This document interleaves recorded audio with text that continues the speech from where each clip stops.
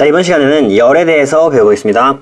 일단 제일 먼저 나오는 개념이 온도예요. 온도는 물체의 차갑고 뜨거운 정도를 수치로 나타내는 것이다. 그래서 예를 들어서 사람의 체온은 36.5도라고 하죠. 그런데 이 온도는 이따가 배울 열이라는 개념이랑 구분을 해야 돼요. 열은 뜨거운 물질에서 차가운 물질로 이동하는 것이고, 온도는 수치로 나타낸 것이다. 그래서 온도의 단위는 섭씨 도가 있고 켈빈이 있다. 만약에 27도라고 하면은 여기다가 273을 더해주게 되면 300켈빈이에요. 그러니까 이 27도랑 300K는 동일한 온도예요. 섭씨를 켈빈으로 바꾸려면은 273을 더해줘야 된다. 그리고 온도는 이제 알코올 온도계, 디지털 온도계, 적외선 온도계 등으로 측정할 수 있다. 그럼 이제 이 온도는 입자의 운동이랑 어떻게 관련이 있냐에 대해서 볼 거예요. 모든 물질들은 눈에 보이지 않는 작은 알갱이인 입자로 이루어져 있죠. 그리고 이 입자들은 끊임없이 운동을 해요. 그런데 이 입자의 운동을 결정하는 요인이 바로 온도가 있다는 거죠. 입자의 운동이 활발할수록 물체의 온도가 높다.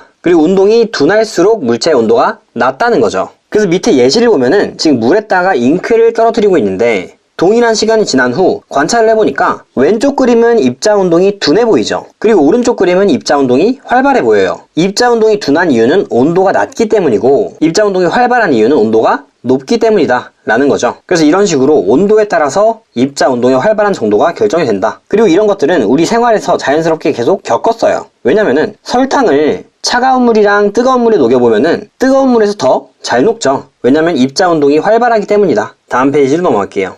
이제 열의 이동 방법에 대해서 볼 거예요. 일단 첫 번째로는 전도가 나와요. 전도는 고체에서 이웃한 입자들 사이의 충돌에 의해서 열이 이동하는 방법이다. 그러니까 열을 받은 입자들이 온도가 높아지면서 활발하게 움직이기 시작하죠. 그러면 활발하게 움직이면서 이웃한 입자로 이 열을 전달한다는 거예요. 그래서 밑에 그림을 보면은 열을 지금 왼쪽에서 받았는데, 왼쪽에 있는 입자들이 활발하게 움직이기 시작하고 오른쪽으로도 쭉 열을 전달해줘서 결국에는 모든 입자들이 활발하게 움직이고 있다. 그러니까 한쪽 부분만 가열해도 막대 전체가 뜨거워진다는 거죠. 그래서 고체에서는 주로 전도에 의해서 열이 이동한다. 그리고 오른쪽 예시도 볼게요. 지금 뜨거운 국에다가 은수저를 놨어요. 그러면 이 은수저를 만지면 뜨겁겠죠. 이게 바로 고체 사이에서 열이 이동할 때 전도가 되었기 때문이다 라는 거죠. 그리고 또 다른 예시를 생각해보면은 금속이랑 플라스틱을 비교해보세요. 예를 들어서 냄비는 거의 금속으로 구성되어 있죠. 그런데 손잡이만 플라스틱으로 바꿔놨어요. 그 이유가 플라스틱은 전도가 잘 안 되기 때문이죠. 그래서 이 전도의 특성을 통해서 냄비를 만들었다. 다음으로 대류에 대해서 볼게요. 대류는 액체와 기체에서 입자가 직접 이동하면서 열이 이동하는 방법이다. 밑에 예시를 보시면은 아랫부분에서 지금 가열을 하고 있어요. 가열을 하니까 뜨거운 물이 위로 올라오죠. 이게 왜 그러냐면 뜨거운 물은 입자 운동이 활발해지기 때문에 여기저기로 막 퍼져서 밀도가 낮기 때문이에요. 그리고 차가운 물은, 모서리에 있던 차가운 물들은 밑으로 내려가고 있죠. 얘는 비교적 차가우니까 입자 운동이 덜 활발해서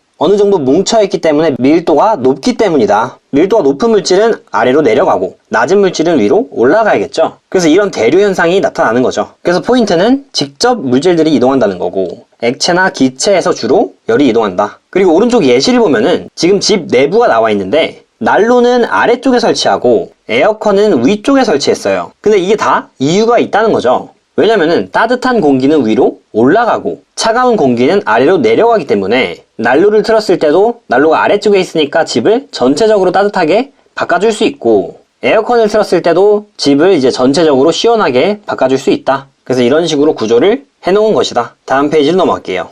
그 다음에 이제 복사를 볼게요. 복사는 열이 물질의 도움 없이 직접 이동하는 방법이다. 그래서 가장 대표적인 예시가 태양 복사 에너지가 있어요. 태양 열은 우주가 거의 진공 상태인데 지구까지 열이 잘 도달이 되죠. 이 이유가 바로 열이 물질을 통하지 않고 빛과 같은 형태로 직접 이동하기 때문이에요. 그래서 진공 상태일 때도 복사 형태로 열이 전달될 수 있다. 그리고 밑에 나온 난로 같은 경우가 이제 복사 방식으로 열을 전달해준다. 그리고 오른쪽 예시에 토스터기도 지금 비슷한 원리고, 또 그 오른쪽에는 적외선 카메라로 찍은 집이 나와 있는데 적외선도 열의 형태라고 볼 수 있어요. 그래서 복사의 방식으로 열이 전달이 된다. 그래서 이 사진을 보면은 복사되는 열의 양을 우리가 눈으로 쉽게 확인할 수 있는 거죠. 다음 페이지로 넘어갈게요.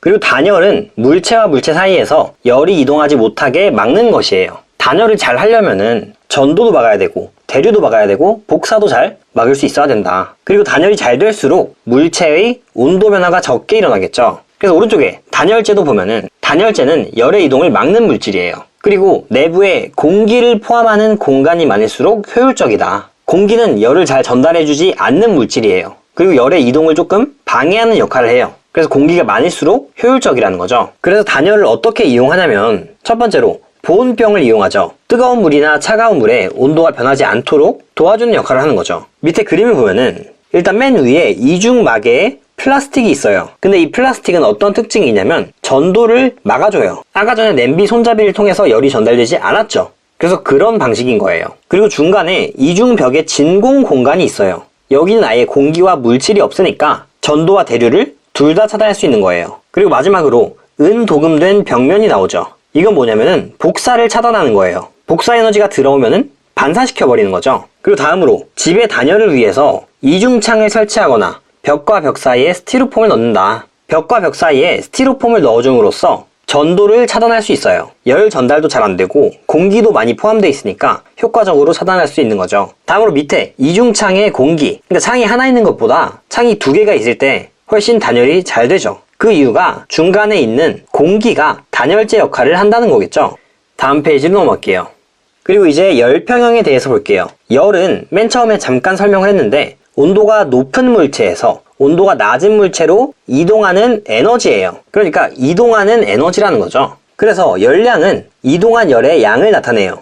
열을 얻게 되면 입자의 운동은 활발해지고 열을 잃으면은 온도가 낮아지니까 입자의 운동은 둔해지겠죠. 그래서 처음에 온도가 높은 물질이 있고 낮은 물질이 있었어요. 그럼 온도가 높은 물질은 입자 운동이 활발할 거고 낮은 물질은 입자 운동이 둔하겠죠. 그런데 접촉하게 되면은 열은 고온에서 저온으로 이동하게 돼요. 그래서 원래 고온의 물질은 온도가 낮아지게 되고 입자 운동은 둔해지게 되겠죠. 그리고 원래 저온이었던 물질은 온도가 높아질 거고 활발해지겠죠. 그래서 이렇게 시간이 쭉 흐르고 나면은 열평형 상태에 도달해요. 열이 다 이동을 해가지고 열평형 상태가 된 거죠. 그래서 결국 온도가 동일해지고 입자 운동도 동일해졌다. 그래서 오른쪽 그래프를 보면은 온도가 낮은 물질이 있고 온도가 높은 물질이 있으면은 시간이 지나서 일정 시각이 되게 되면 그때부터는 열평형 상태로 쭉 유지가 된다. 이런 그래프죠. 그래서 다시 개념으로 돌아와서 열은 두 물체의 온도가 같아질 때까지 이동하고 고온의 물체가 잃은 열의 양만큼 저온의 물체는 그 열을 얻는다. 그래서 잃은 양이랑 얻은 양은 같아야 된다. 라는 것까지 알면 될 것 같아요.